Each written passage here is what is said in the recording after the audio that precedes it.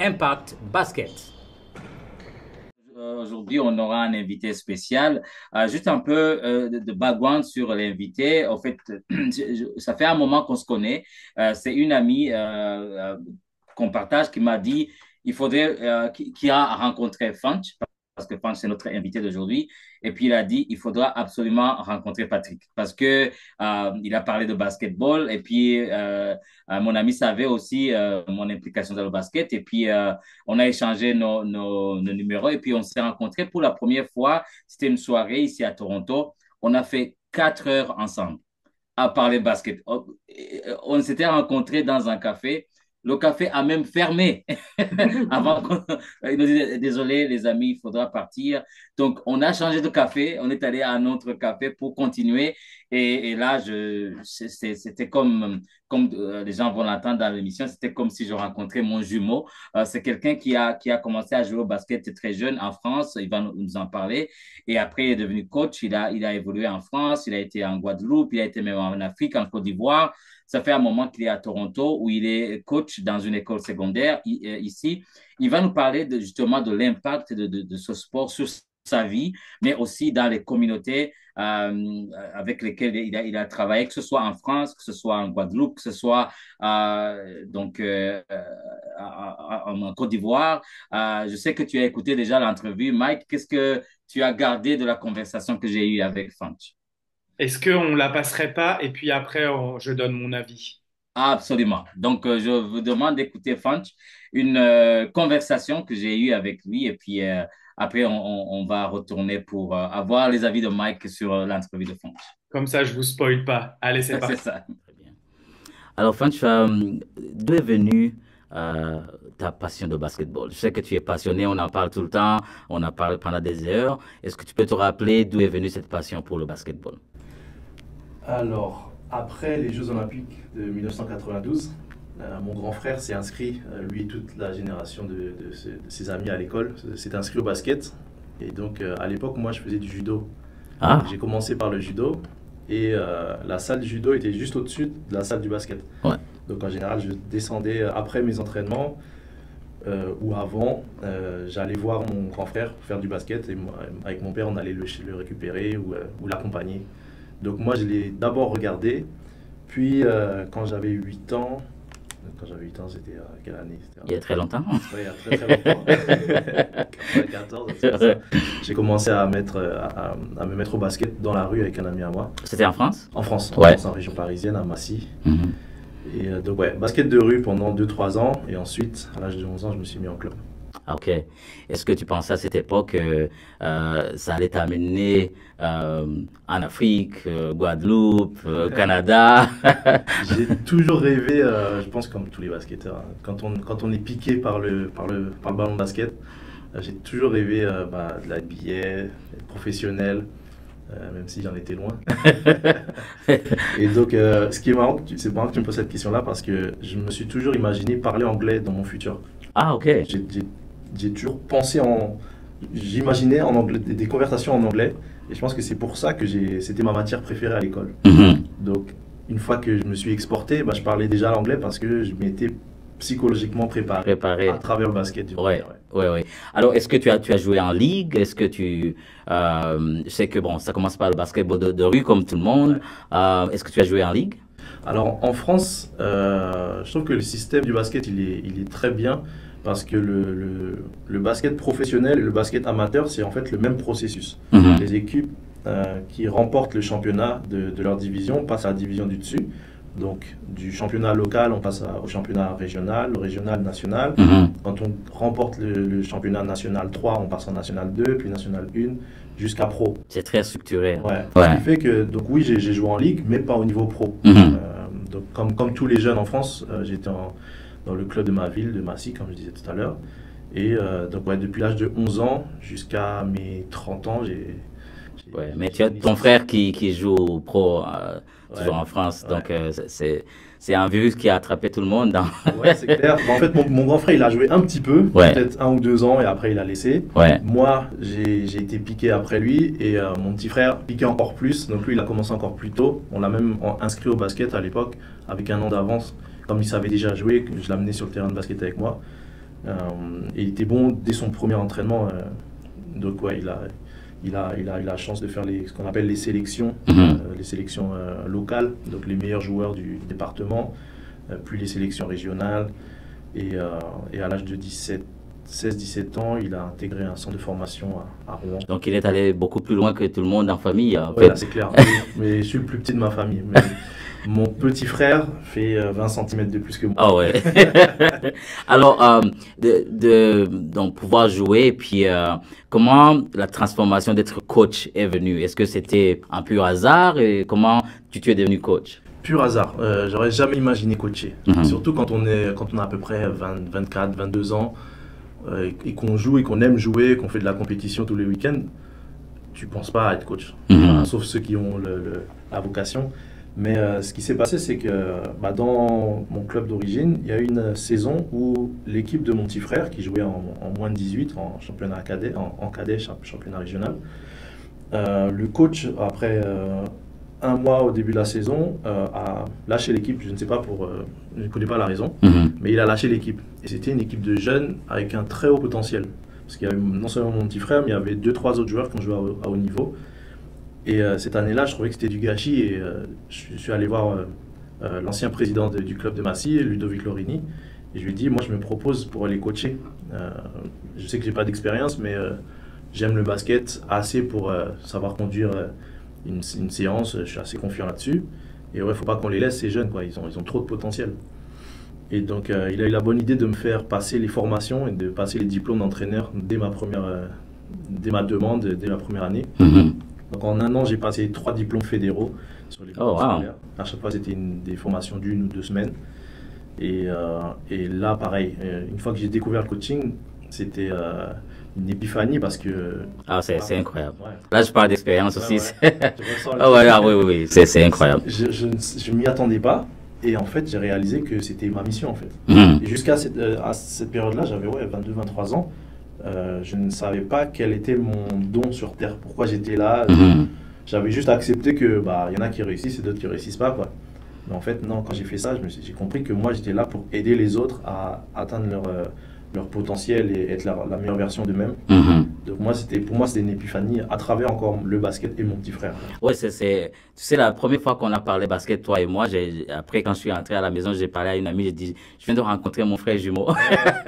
Parce que c'est exactement le même parcours, c'est incroyable. Alors, quand on commence à faire du coaching, nous, quand je dis nous, donc toi et moi et les autres qui font le coaching, on pense seulement basket. Mais l'impact va au-delà du sport. Oui.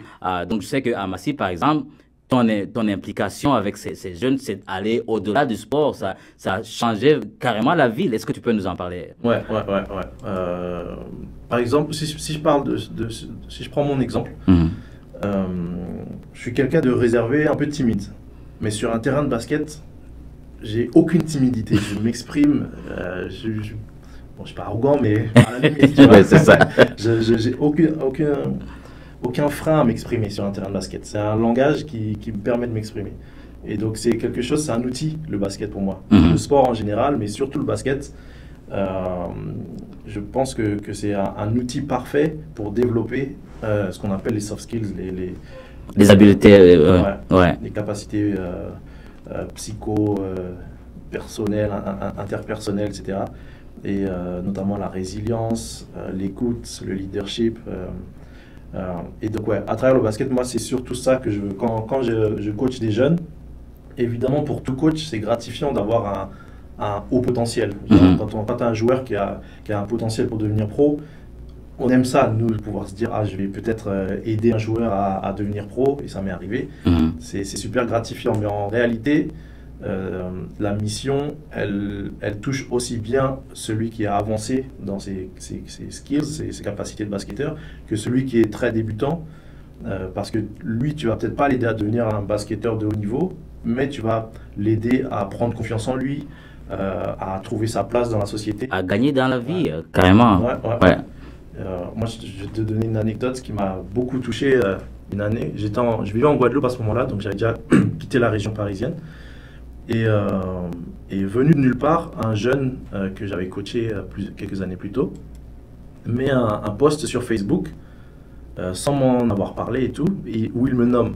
Et il dit, s'il y a bien un truc que j'ai retenu de mon coach, de mon entraîneur Funch, c'est qu'il faut toujours avoir confiance en soi.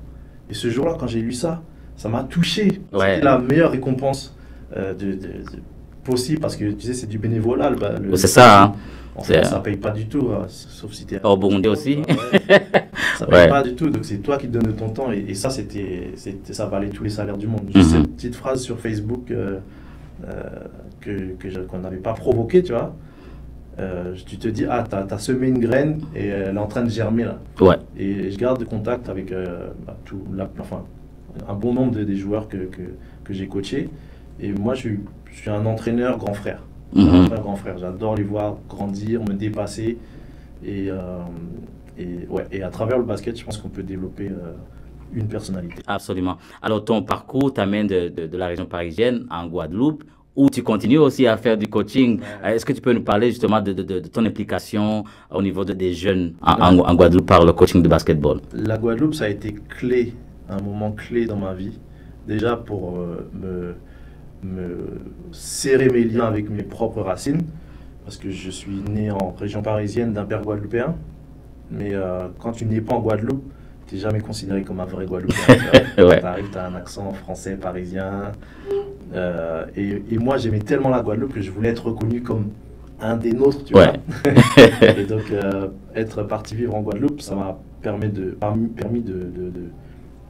cocher cette case. Je suis Guadeloupéen. Maintenant, plus personne ne peut rien me dire. J'ai vécu, j'ai travaillé, j'ai payé des factures, j'ai amené ma grand-mère faire ses courses, ces choses administratives, etc.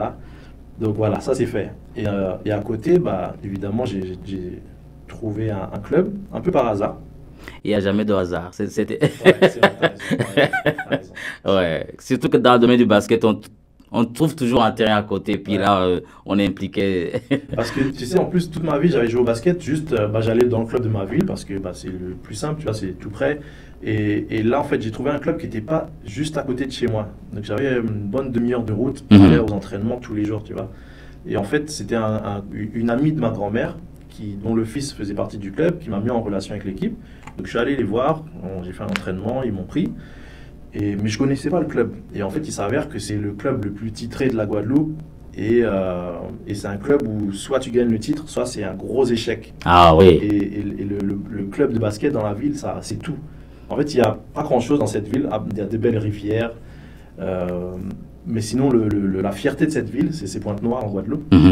C'est son équipe de basket. Donc quand il y a un match, même si c'est un match, c'est du basket amateur. Ouais. Et ben les gens, non seulement ils payent l'entrée, ça j'avais jamais vu ça en région parisienne, tu fais payer à personne qui vient. Ils payent l'entrée et en plus c'est rempli et écrit fort, il y a les tambours.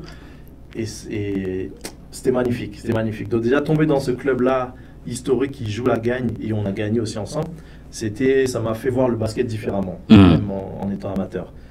Et en parallèle, bien sûr, je coachais, donc je jouais avec les seniors et je coachais les moins de 15 ans. Et je remarquais que les enfants jouaient avec une intensité différente par rapport aux seniors. Parce que je voyais en France. Ah, ok. Le même âge, la même catégorie, ils ne jouaient pas avec la même intensité. Et donc j'ai pris un peu de recul et j'ai essayé de comprendre.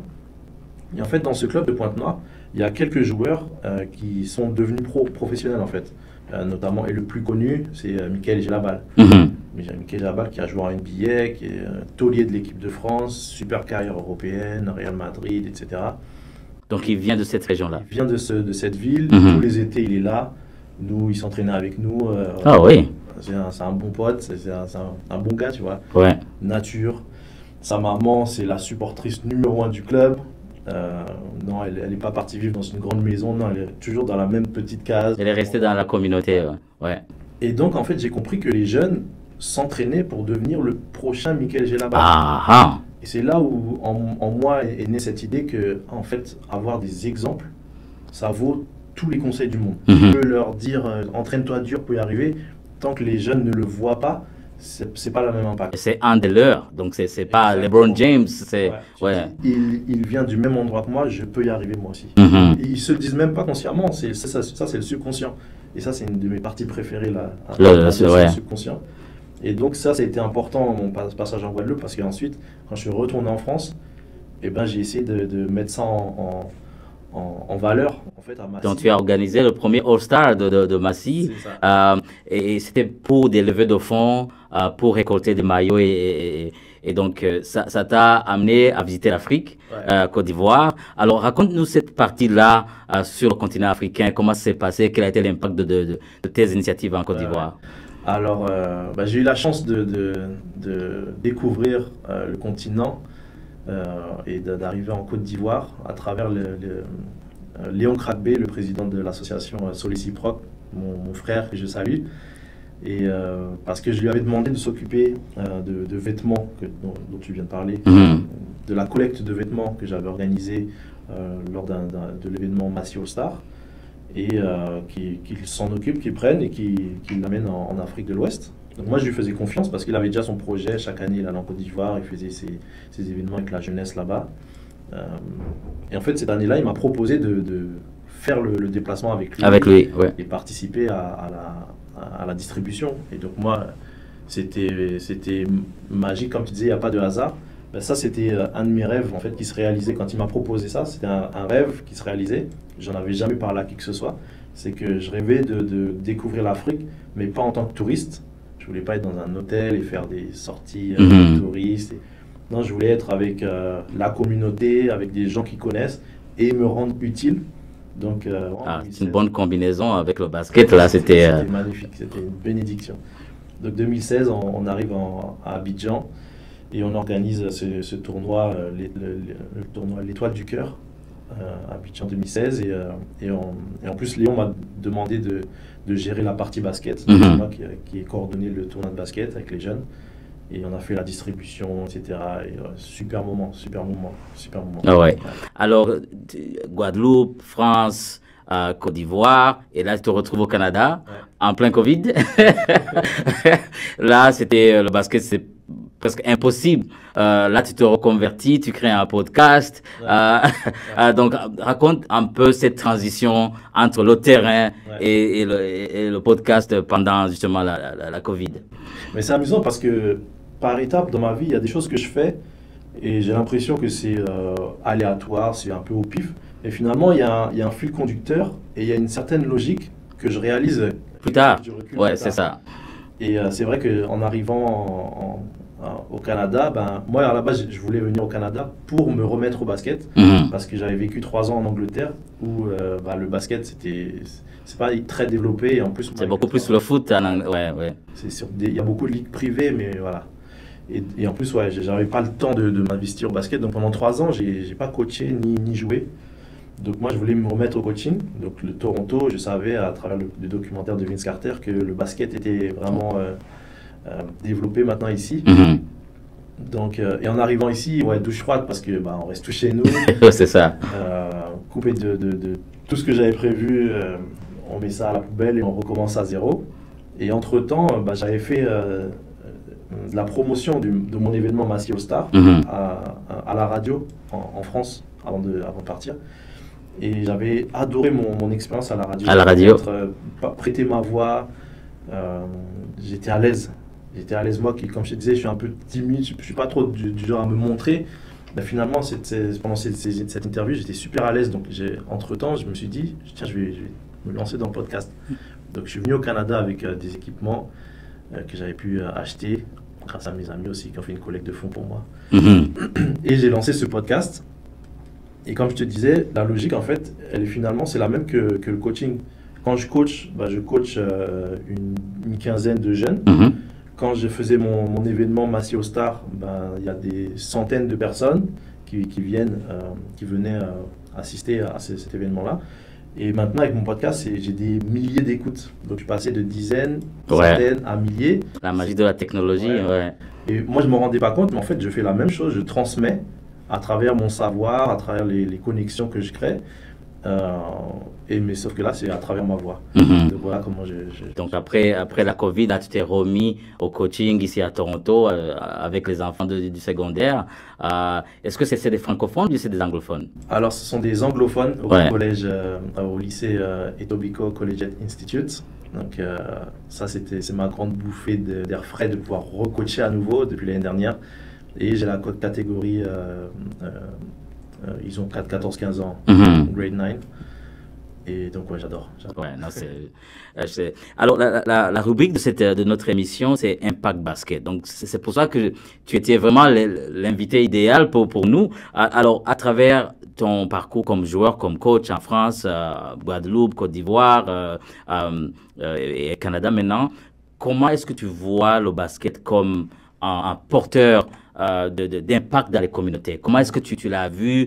Moi, je suis vraiment égoïste quand je parle de basket. Je dis c'est la meilleure école de la vie. Oui.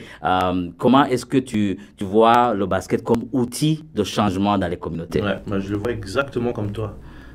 Et je dirais même pas ça pour tous les sports. Vraiment pour le basket, je trouve que c'est l'outil idéal. Parce qu'il n'y a pas un format unique au basket. Tu peux être costaud et petit, tu peux être grand et longiligne, tu peux être rapide, tu peux être fin, tu peux être adroit, tu peux être... Et c'est pas cher. Avec un ballon, un panier, on met ses chaussures. C'est spectaculaire et chacun a un rôle, chacun a sa place. C'est ce que j'essaie de transmettre à mes jeunes, c'est que quand un joueur a le ballon, les 4 autres ont un rôle. Même si ton rôle c'est de ne pas bouger et de rester dans le coin, tu fais un travail en restant dans le coin, c'est que tu étires la défense, tu vois. Ouais. Et donc il y a toujours un rôle à jouer. Même ceux qui sont sur le banc, ils ont un rôle à jouer pendant que le match est en train de... Et donc à ce niveau-là, le basket permet vraiment de faire prendre conscience à n'importe quel jeune qu'il a une place et un rôle à jouer. Même si c'est pas ce qu'il imagine au début, on veut tous imaginer scoreur, mettre 30 points. Mais en fait, non, tu vois, Rudy Gobert, il vient de signer pour une extension de 110 des millions de dollars. Et il fait que poser des écrans, prendre des rebonds et faire des contres. Ouais. Mais pas de panier. Tu vois. Donc ouais, non, c'est clairement le basket pour moi, c'est un outil social très important pour l'inclusion et le développement personnel. Alors là, je sais que tu es aussi impliqué dans la communauté française par le basket. Tu m'as invité à jouer avec les gens de la communauté française. Comment est-ce que tu vis ta francophonie à travers le basket à Toronto, dans une ville anglophone? Alors, c'est marrant parce qu'à chaque question, j'ai envie de te dire, le hasard fait beaucoup de choses. Oui, c'est ça. J'ai rencontré des Antillais de Toronto au détour d'une rencontre d'un match de foot. C'était Guadeloupe contre Canada. Ici à Toronto? Ici à Toronto, Biémophile. Ouais.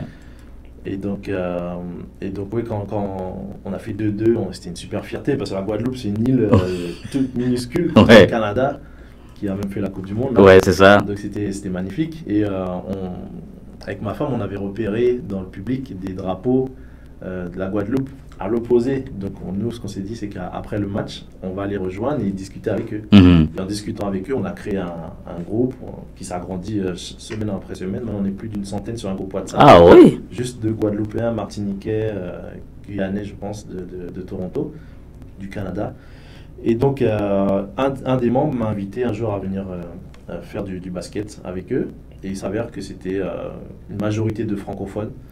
Donc, je ne l'ai pas décidé parce que c'est vrai que moi, quand je voyage, je n'essaye jamais de rejoindre d'autres Français. Moi, je veux découvrir les communautés sur place. Oui. Donc, ça ne me dérange pas du tout d'être isolé des Français.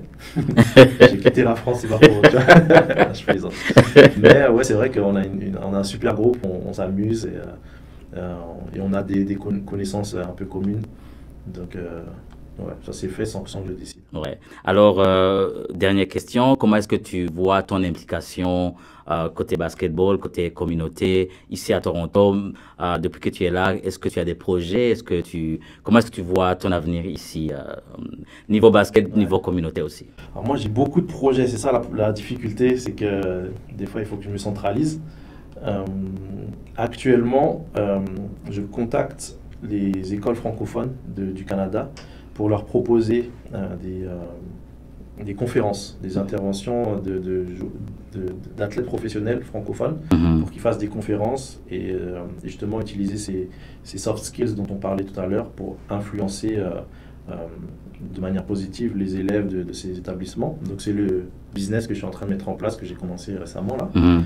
Et à côté de ça, oui, j'aimerais faire beaucoup plus. J'aimerais faire un camp de perfectionnement pour les pros et les semi-pros de Toronto. Quand je vois ce que Rico Hines fait à Los Angeles, Ah, c'est énorme, là. C'est moi j'ai fait ça à énorme. Toronto. C'est énorme. Parce qu'à Toronto, il y a aussi de la même manière qu'il y a ça aussi en région parisienne en France, tous les gars qui jouent pro pendant la saison et qui rentrent chez eux pendant l'été, on a ça. À Toronto, on a un bon nombre de pros.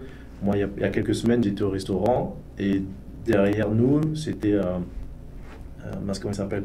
Un Canadien d'Indiana là. Oh, Mathurin? Non, non, un métis là, qui a des tresses.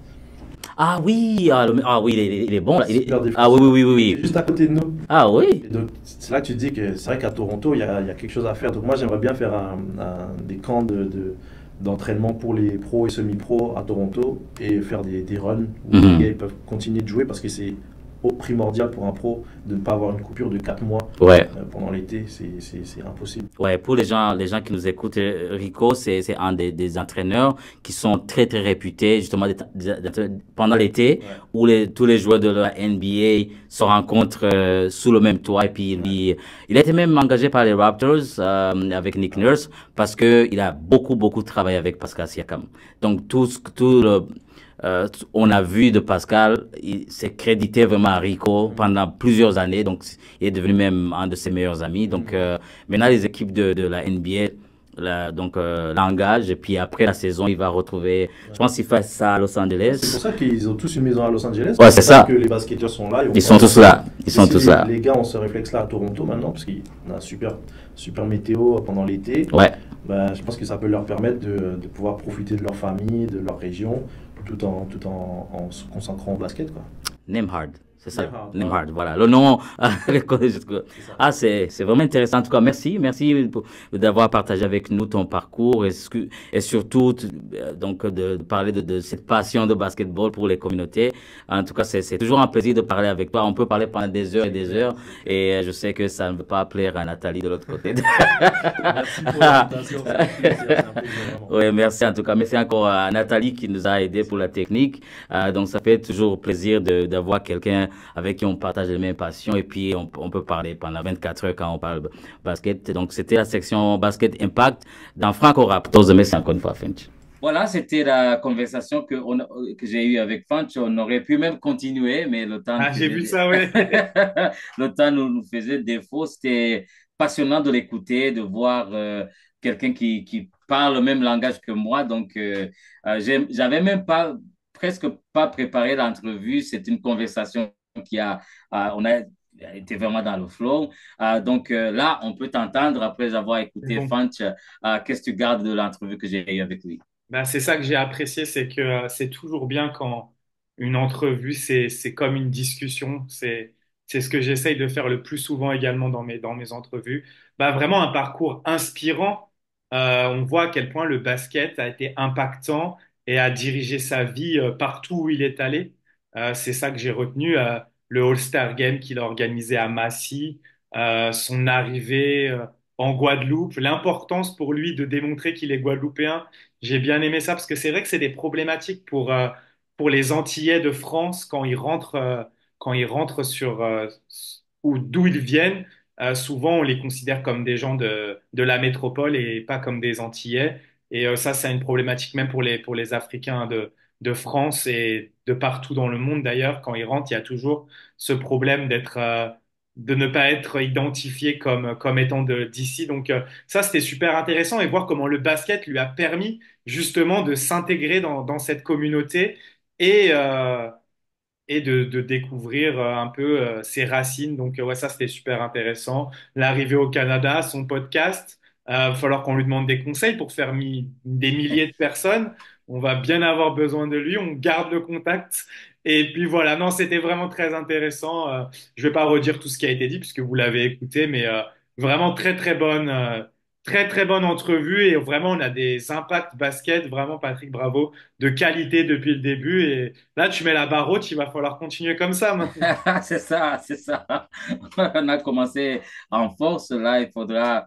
il faudra qu'on garde le cap. Et puis, c'est bien, oui, on tombe sur de bons invités. Là, je ne veux pas spoiler sur les invités des émissions à venir parce que toi aussi, je sais que tu as fait une bonne entrevue avec une personne qu'on va présenter. Et puis, c'était vraiment inspirant d'écouter Franck. Et puis, c'était sur cette entrevue avec lui qu'on va clôturer l'émission d'aujourd'hui.